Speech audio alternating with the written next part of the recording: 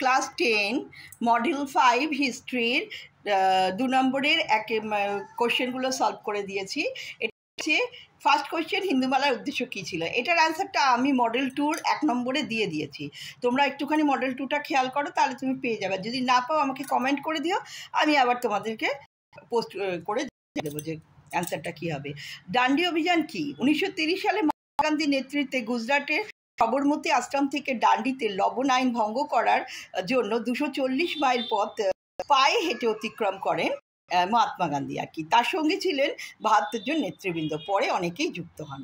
ওকে, এই অভিযানটাই ডান্ডি অভিযান নামে পরিচিত। সিভি রামান বিখ্যাত কেন? সিভি রামান বিখ্যাত হলেন 1930 সালে পদার্থবিদ্যায় নোবেল প্রাপ্ত ডক্টর চন্দ্রশেখর ভেঙ্কটরামন ভ্রমণ প্রভাব নামে একটি মৌলিক ঘটনা আবিষ্কার করে বিখ্যাত হন।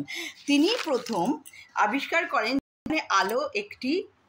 যেখানে আলো একটি স্বচ্ছ মাধ্যমের মধ্যে দিয়ে যাওয়ার সময় বিক্ষিপ্ত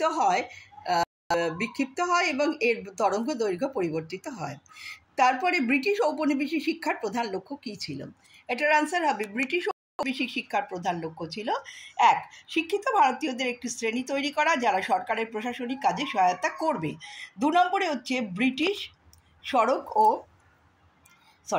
শাসক এবং ভারতীয় জনগণের মধ্যে একটি মধ্যস্থতাকারী হিসাবে কাজ করবে এটা। তারপরে হচ্ছে ভারতে মে দিবস কবে কোথায় প্রথম পালিত হয়? 1923 সালের 1 মে তৎকালীন মাদ্রাজ শহরে পালিত হয়েছিল সিঙ্গারাভেলু চেট্টিয়ার নেতৃত্বে।